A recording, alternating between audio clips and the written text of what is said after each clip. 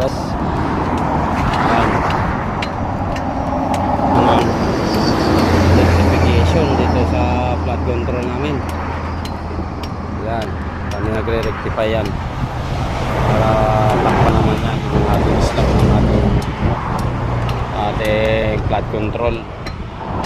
Yan.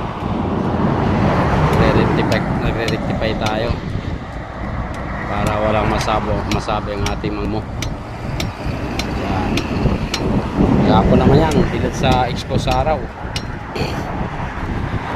So dyan sa mga kasama ko mga construction dyan, magbaon kayo palagi ng tubig guys, dahil sa sobrang init ng araw, maaari tayong heat stroke. Yung nalaban natin ang heat stroke. Kaya ako abiso ko ng mga kasama na magbaon ng maraming, dahil napaka-delikado na yung tag-init. So ganun din kayo dyan mga construction, kailangan natin magbaon, lalo na kung kayo ay expose sa araw. Pag kayo expose sa araw, kailangan kayo magbaon ng tubig kami para iwas sa heat stroke. So salamat kung ito sa video ko sa inyong wall.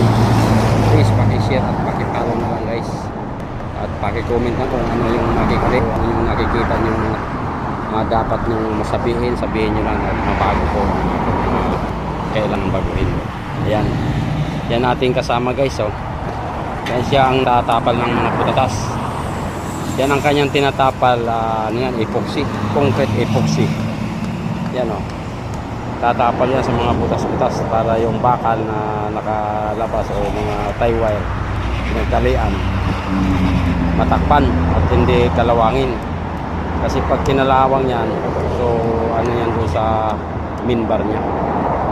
So yun lang guys, maraming salamat at sana ay makapalot, makashare kayo sa akin ng video. Sa muli, maraming salamat.